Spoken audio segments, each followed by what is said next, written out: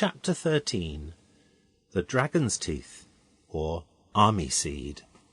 Albert's uncle was out on his bicycle as usual.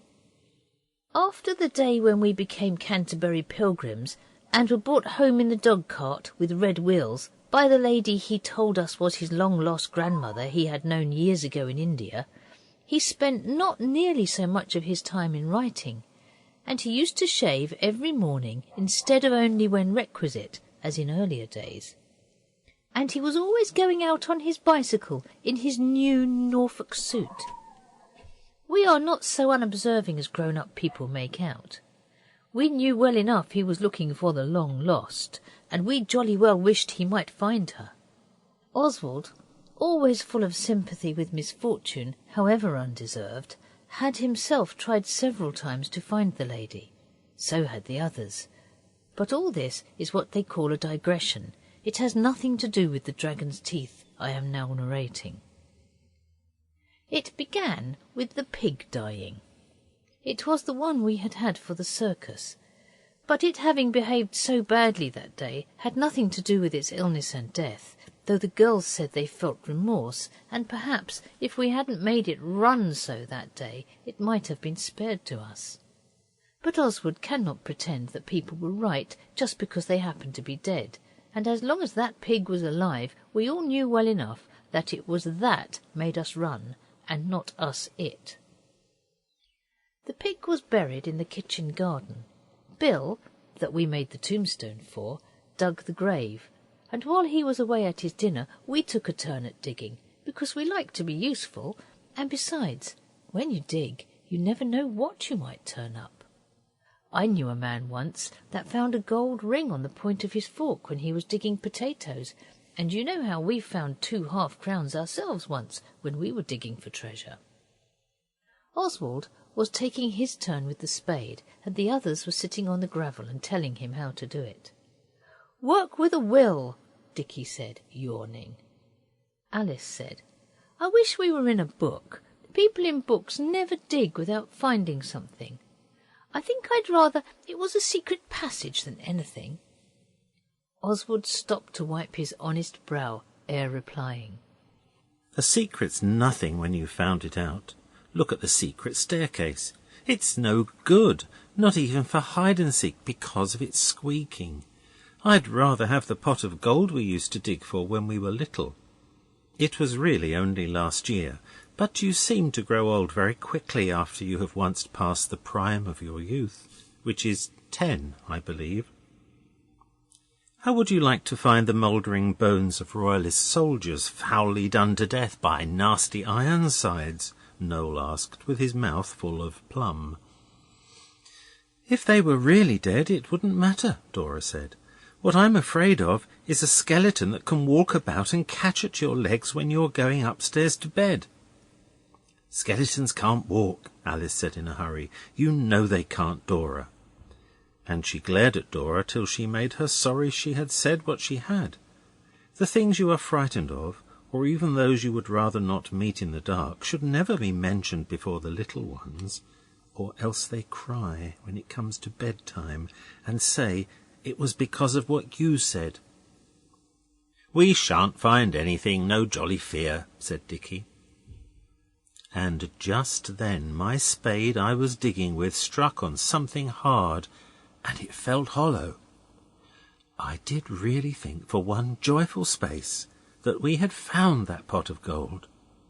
But the thing, whatever it was, seemed to be longish, longer, that is, than a pot of gold would naturally be. And as I uncovered it, I saw that it was not the pot of gold colour, but like a bone Pincher had buried. So Oswald said, "It is the skeleton." The girls all drew back, and Alice said, "Oswald, I wish you wouldn't."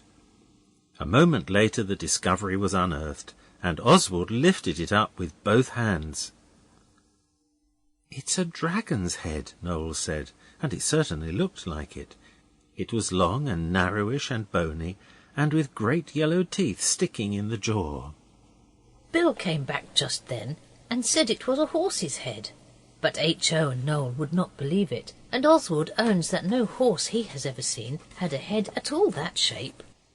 But Oswald did not stop to argue, because he saw a keeper who showed me how to set snares going by, and he wanted to talk to him about ferrets, so he went off with Dickie and Denny and Alice with him.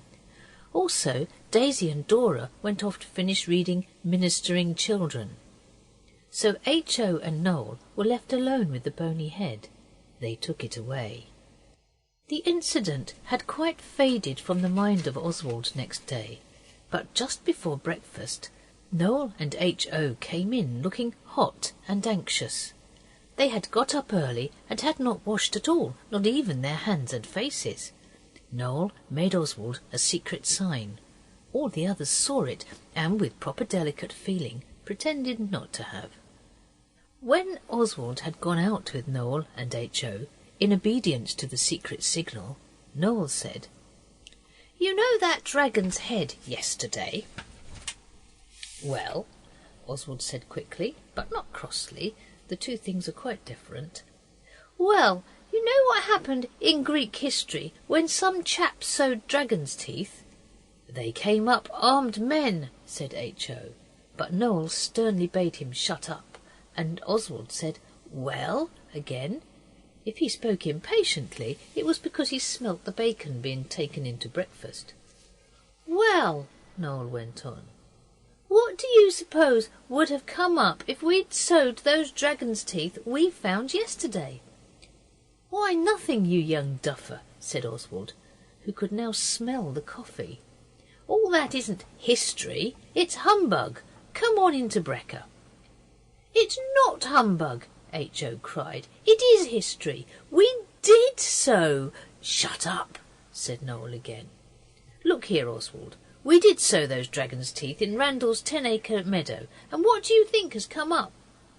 "Toadstools, I should think," was Oswald's contemptible rejoinder. "They have come up a camp of soldiers," said Noel. "Armed men. So you see it was history. We have sowed army seed, just like Cadmus, and it has come up. It was a very wet night. I dare say it helped it along." Oswald could not decide which to disbelieve, his brother or his ears. So, disguising his doubtful emotions without a word, he led the way to the bacon and the banqueting hall. He said nothing about the army seed then, neither did Noel and H.O. But after the bacon we went into the garden, and then the good elder brother said, "Why don't you tell the others your cock and bull story?" So they did, and their story was received with warm expressions of doubt. It was Dickie who observed, "Let's go and have a squint at Randall's 10-acre anyhow. I saw a hare there the other day." We went. It is some little way, and as we went, disbelief reigned superb in every breast except Noel's and H.O.'s, so you will see that even the ready pen of the present author cannot be expected to describe to you his variable sensations when he got to the top of the hill and suddenly saw that his little brothers had spoken the truth. I do not mean that they generally tell lies, but people make mistakes sometimes, and the effect is the same as lies if you believe them. There was a camp there with real tents and soldiers in grey and red tunics. I dare say the girls would have said coats. We stood in ambush, too astonished even to think of lying in it, though of course we know that this is customary. The ambush was the wood on top of the little hill between Randall's 10-acre meadow and Sugden's waste-wake pasture. "There would be cover here for a couple of regiments," whispered Oswald, who was, I think, gifted by fate with the far-seeingness of a born general. Alice merely said, "Hist," and we went down to mingle with the troops as though by accident, and seek for information. The first man we came to at the edge of the camp was cleaning a sort of cauldron thing like witches brew bats in. We went up to him and said, "Who are you? Are you English, or are you the enemy?" "We're the enemy," he said, and he did not seem ashamed of being what he was. And he spoke English with quite a good accent for a foreigner. "The enemy!" Oswald echoed in shocked tones. It is a terrible thing to a loyal and patriotic youth to see an enemy cleaning a pot in an English field with English sand, and looking as much at home as if he was in his foreign fastness. The enemy seemed to read Oswald's thoughts with deadly unerringness. He said, "The English are somewhere over the other side of the hill. They are trying to keep us out of Maidstone." After this, our plan of mingling with the troops did not seem worth going on with. This soldier, in spite of his unerringness in reading Oswald's innermost heart, seemed not so very sharp in other things, or he would never have given away his secret plans like this, for he must have known from our accents that we were Britons to the backbone. Or perhaps Oswald thought this, and it made his blood at once boil and freeze, which our uncle had told us was possible, but only in India. Perhaps he thought that Maidstone was already as good as taken, and it didn't matter what he said. While Oswald was debating within his intellect what to say next, and how to say it so as to discover as many as possible of the enemy's dark secrets, Noel said, "How did you get here? You weren't here yesterday at tea time." The soldier gave the pot another sandy rub and said, "I dare say it does seem quick work. The camp seems as if it had sprung up in the night, doesn't it? Like a mushroom." Alice and Oswald looked at each other and then at the rest of us. The words "sprung up in the night" seemed to touch a string in every heart. "You see," whispered Noel, "he won't tell us how he came here. Now is it humbug or history?" Oswald, after whisperedly requesting his young brother to dry up and not bother, remarked, "Then you're an invading army?" "Well," said the soldier, "we're a skeleton battalion, as a matter of fact, but we're invading all right enough." And now indeed the blood of the stupidest of us froze, just as the quick-witted Oswald's had done earlier in the interview. Even H.O. opened his mouth and went the colour of mottled soap. He is so fat that this is the nearest he can go to turning pale. Denny said, "But you don't look like skeletons." The soldier stared.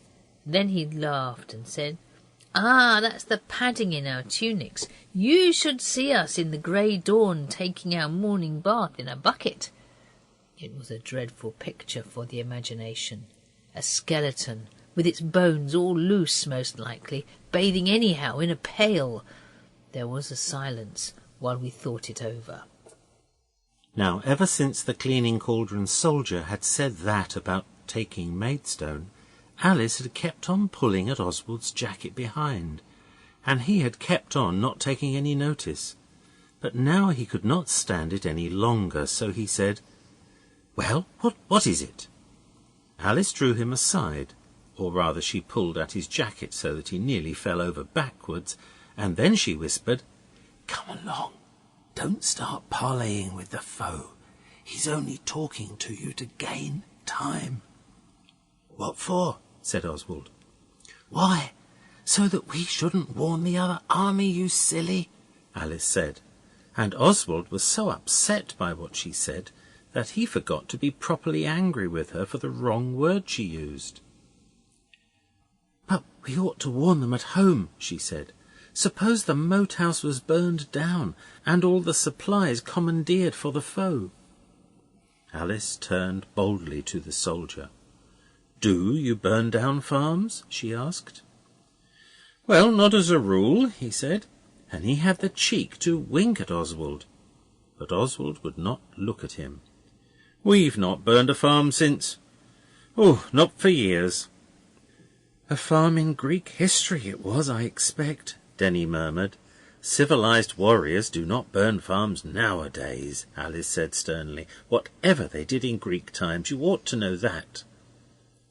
The soldier said things had changed a good deal since Greek times. So we said good morning as quickly as we could.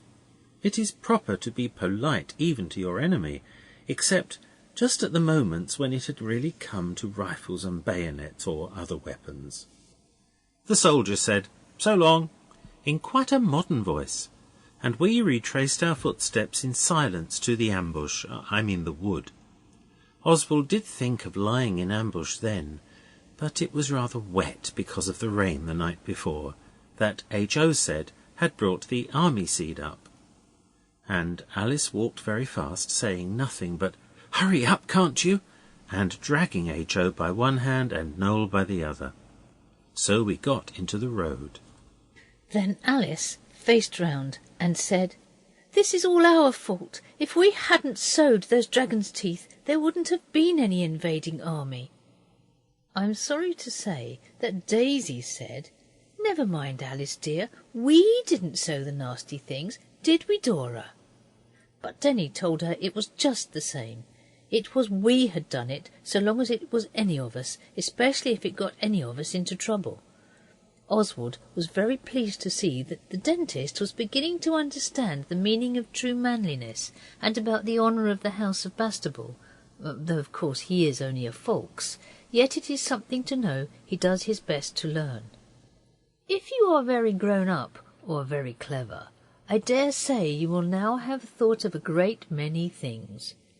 If you have, you need not say anything, especially if you're reading this aloud to anybody. It's no good putting in what you think in this part, because none of us thought anything of the kind at the time. We simply stood in the road without any of your clever thoughts, filled with shame and distress to think of what might happen owing to the dragon's teeth being sown. It was a lesson to us never to sow seed without being quite sure what sort it is. This is particularly true of the penny packets, which sometimes do not come up at all, quite unlike dragon's teeth. Of course, H.O. and Noel were more unhappy than the rest of us. This was only fair. "How can we possibly prevent their getting to Maidstone?" Dicky said. "Did you notice the red cuffs on their uniforms, taken from the bodies of dead English soldiers, I shouldn't wonder?" "If they're the old Greek kind of dragon's teeth soldiers, they ought to fight each other to death," Noel said. "At least, if we had a helmet to throw among them." But none of us had, and it was decided that it would be of no use for H.O. to go back and throw his straw hat at them, though he wanted to. Denny said suddenly, "Couldn't we alter the signposts so that they wouldn't know the way to Maidstone?" Oswald saw that this was the time for true generalship to be shown. He said, "Fetch all the tools out of the chest. Dicky, go too. There's a good chap, and don't let him cut his legs with the saw." He did once, tumbling over it. "Meet at the crossroads, you know, where we had the benevolent bar. Courage and dispatch, and look sharp about it." When they had gone, we hastened to the crossroads, and there a great idea occurred to Oswald. He used the forces at his command so ably that in a very short time the board in the field which says, "No thoroughfare, trespassers will be prosecuted," was set up in the middle of the road to Maidstone. We put stones from a heap by the road to make it stand up. Then Dicky and Denny came back, and Dicky shinned up the signpost and sawed off the two arms, and we nailed them up wrong, so that it said, "To Maidstone" on the Dover road, and "To Dover" on the road to Maidstone.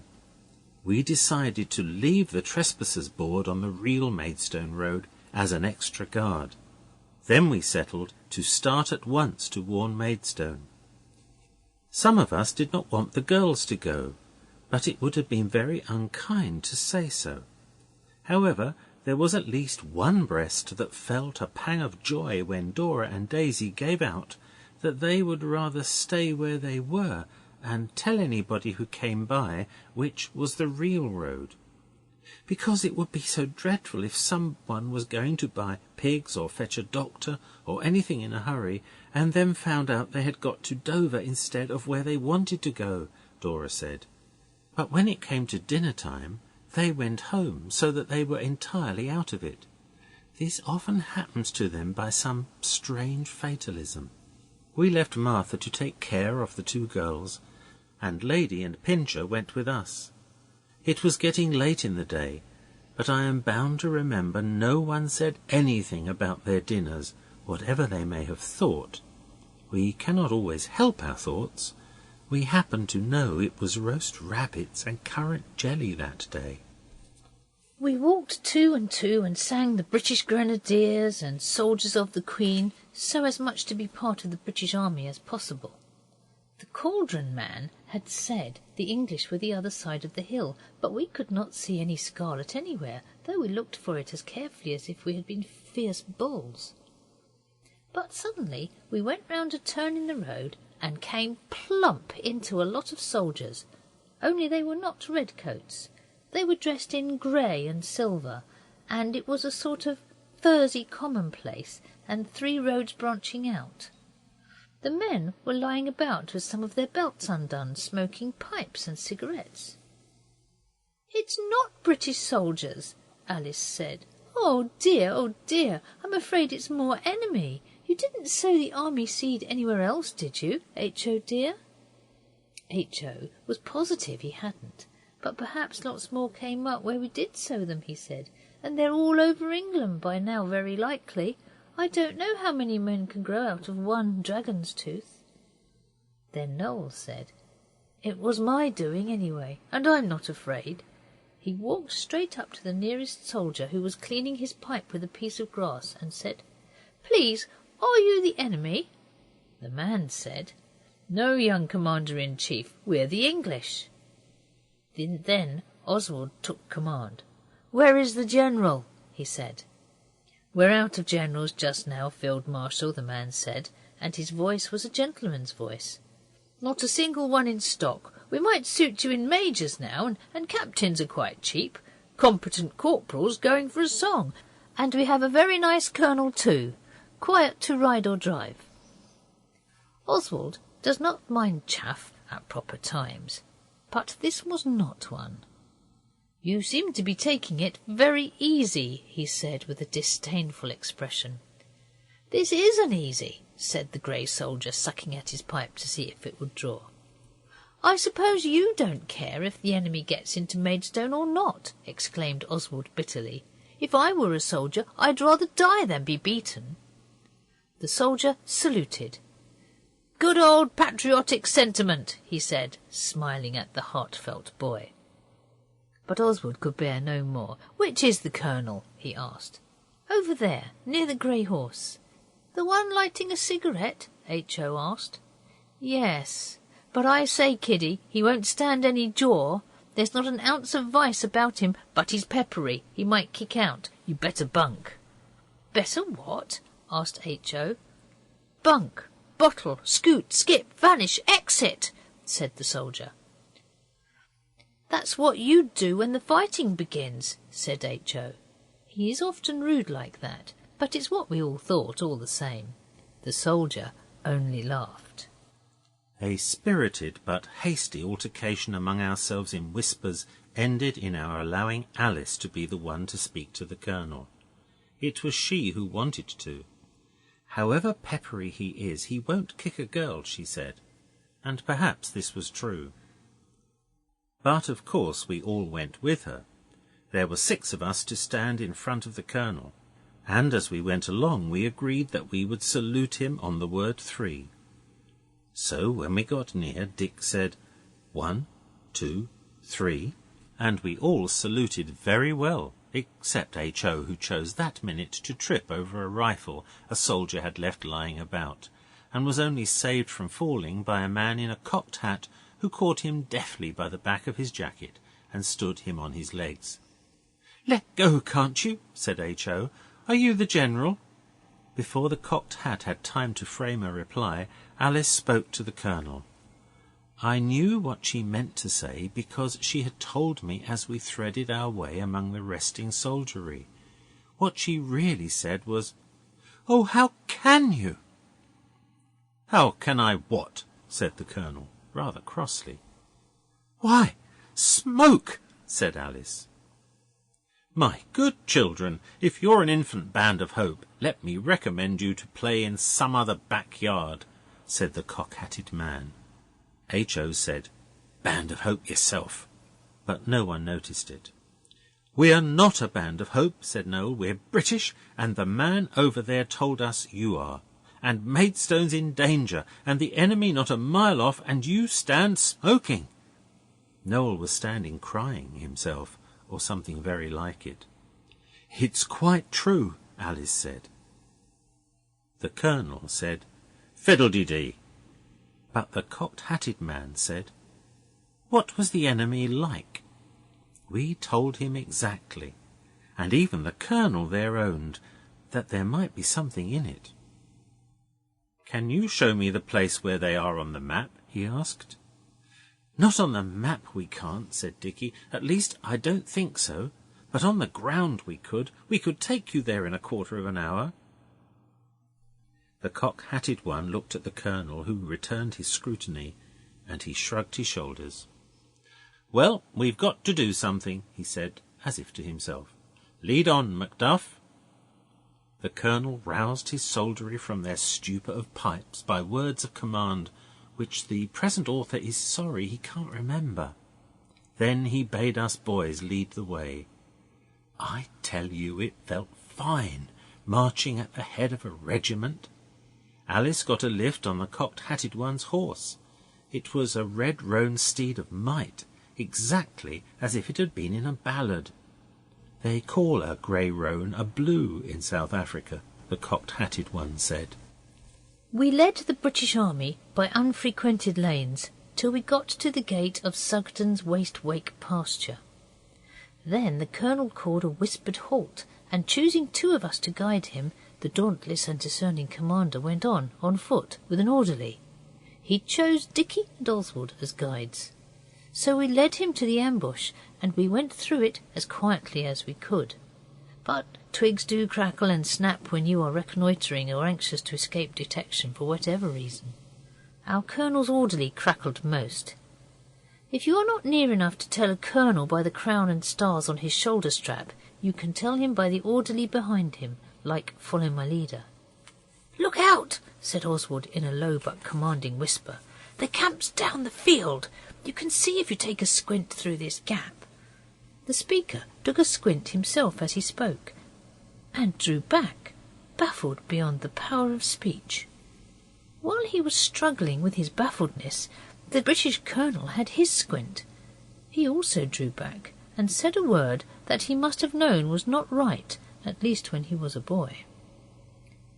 "I don't care," said Oswald. "They were there this morning, white tents like mushrooms, and an enemy cleaning a cauldron."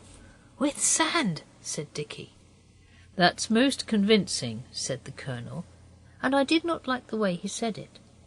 "I say," said Oswald, "let's get to the top corner of the ambush, the wood, I mean. You can see the crossroads from there."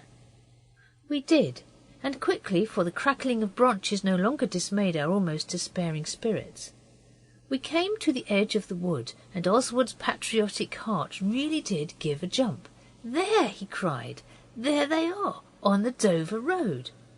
Our miscellaneous signboard had done its work. "By Jove, young 'un, you're right. And in quarter column, too. We've got 'em on toast. On toast, egad! I never heard anyone, not even in a book, say egad before, so I saw something really out of the way was indeed up." The Colonel was a man of prompt and decisive action. He sent the orderly to tell the Major to advance 2 companies on the left flank and take cover. Then we led him back through the wood the nearest way, because he said he must rejoin the main body at once. We found the main body very friendly with Noel and H.O. and the others, and Alice was talking to the cocked-hatted one as if she had known him all her life. "I think he's a general in disguise," Noel said. He's been giving us chocolate out of a pocket in his saddle. Oswald thought about the roast rabbit then, and he is not ashamed to own it, yet he did not say a word. But Alice is not really a bad sort. She had saved 2 bars of chocolate for him and Dicky. Even in a war, girls can sometimes be useful in their humble way. The Colonel fussed about and said, "Take cover there," and everybody hid in the ditch, and the horses and the cocked hat, with Alice, retreated down the road out of sight. We were in the ditch too. It was muddy, but nobody thought of their boots in that perilous moment. It seemed a long time we were crouching there. Oswald began to feel the water squelching in his boots, so we held our breath and listened. Oswald laid his ear to the road like a Red Indian. You would not do this in time of peace, but when your country is in danger, you care but little about keeping your ears clean. His backwoods strategy was successful. He rose and dusted himself and said, "They're coming!" It was true. The footsteps of the approaching foe were now to be heard quite audibly, even by ears in their natural position. The wicked enemy approached. They were marching with a careless swaggeringness that showed how little they suspected the horrible doom which was about to teach them England's might and supremeness. Just as the enemy turned the corner so that we could see them, the Colonel shouted, "Right section, fire!" and there was a deafening banging. The enemy's officer said something, and then the enemy got confused and tried to get into the fields through the hedges. But all was in vain. There was firing now from our men, on the left as well as the right, and then our colonel strode nobly up to the enemy's colonel and demanded surrender. He told me so afterwards. His exact words are only known to himself and the other colonel, but the enemy's colonel said, "I would rather die than surrender," or words to that effect. Our colonel returned to his men and gave the order to fix bayonets, and even Oswald felt his manly cheek turn pale at the thought of the amount of blood to be shed. What would have happened can never now be revealed, for at this moment a man on a piebald horse came clattering over a hedge as carelessly as if the air were not full of lead and steel at all. Another man rode behind him with a lance and a red pennon on it. I think he must have been the enemy's general coming to tell his men not to throw away their lives on a forlorn hope, for directly he said they were captured, the enemy gave in and owned that they were. The enemy's colonel saluted and ordered his men to form quarter column again. I should have thought he would have had about enough of that myself. He had now given up all thought of sullen resistance to the bitter end. He rolled a cigarette for himself, and had the foreign cheek to say to our general, "By Jove, old man, you got me clean that time. Your scouts seem to have marked us down uncommonly neatly." It was a proud moment when our colonel laid his military hand on Oswald's shoulder and said, "This is my chief scout," which were high words, but not undeserved, and Oswald owns he felt red with gratifying pride when he heard them. "So you are the traitor, young man," said the wicked colonel, going on with his cheek. Oswald bore it because our colonel had, and you should be generous to a fallen foe, but it is hard to be called a traitor when you haven't. He did not treat the wicked colonel with silent scorn as he might have done, but he said, "We aren't traitors. We are the Bastables, and one of us is a Fawkes. We only mingled unsuspected with the enemy's soldiery and learned the secrets of their acts, which is what Baden-Powell always does when the natives rebel in South Africa, and Dennis Fawkes thought of altering the signposts to lead the foe astray. And if we did cause all this fighting and get Maidstone threatened with capture and all that, it was only because we didn't believe Greek things could happen in Great Britain and Ireland, even if you sowed dragon's teeth. And besides, some of us were not asked about sowing them." Then the cocked-hatted one led his horse and walked with us and made us tell him all about it, and so did the Colonel.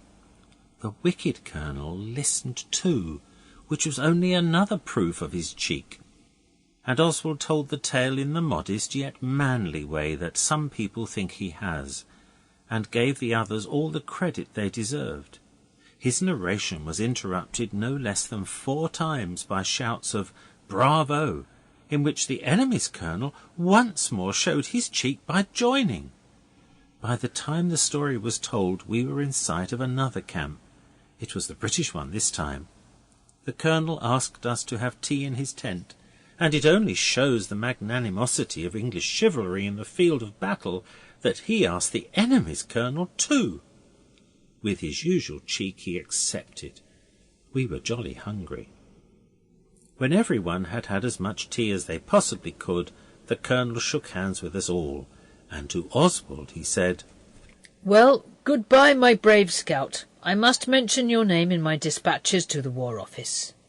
H.O. interrupted him to say, "His name's Oswald Cecil Bastable, and mine is Horace Octavius."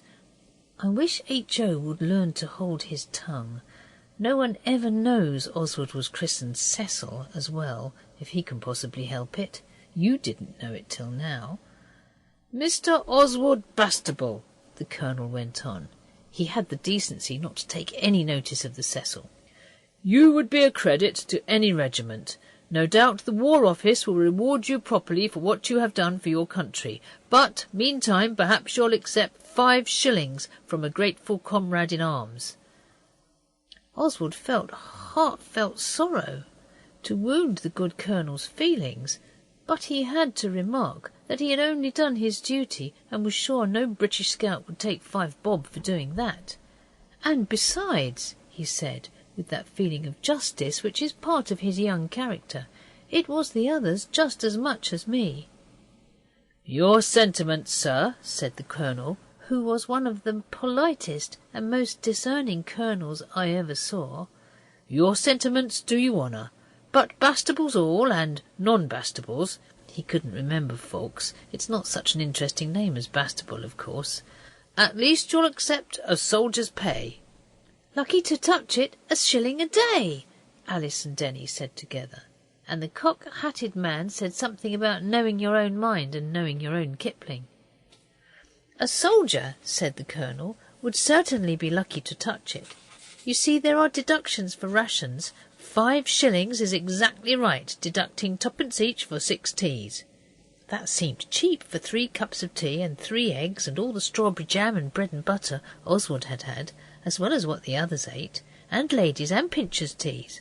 But I suppose soldiers get things cheaper than civilians, which is only right." Oswald took the 5 shillings then, there being no longer any scruples why he should not. Just as we had parted from the brave Colonel and the rest, we saw a bicycle coming. It was Albert's uncle. He got off and said, "What on earth have you been up to? What were you doing with those volunteers?" We told him the wild adventures of the day, and he listened, and then he said he would withdraw the word volunteers if we liked. But the seeds of doubt were sown in the breast of Oswald. He was now almost sure we had made jolly fools of ourselves without a moment's pause throughout the whole of this eventful day. He said nothing at the time, but after supper he had it out with Albert's uncle about the word which had been withdrawn. Albert's uncle said, of course, no one could be sure that the dragon's teeth hadn't come up in the good old-fashioned way, but that on the other hand it was barely possible that both the British and the enemy were only volunteers having a field day or sham fight, and he rather thought the cocked-hatted man was not a general but a doctor, and the man with the red pennon carried behind him might have been the umpire. Oswald never told the others a word of this. Their young breasts were all panting with joy because they had saved their country, and it would have been but heartless unkindness to show them how silly they had been. Besides, Oswald felt he was much too old to have been so taken in, if he had been. Besides, Albert's uncle did say no one could be sure about the dragon's teeth. The thing that makes Oswald feel most that perhaps the whole thing was a beastly sell was that we didn't see any wounded. But he tries not to think of this, and if he goes into the army when he grows up, he will not go quite green. He has had experience of the arts of war and the tented field, and a real colonel has called him comrade in arms, which is exactly what Lord Roberts called his own soldiers when he wrote home about them. End of chapter 13. Read by Alan and Hazel Chant of Tunbridge in Kent.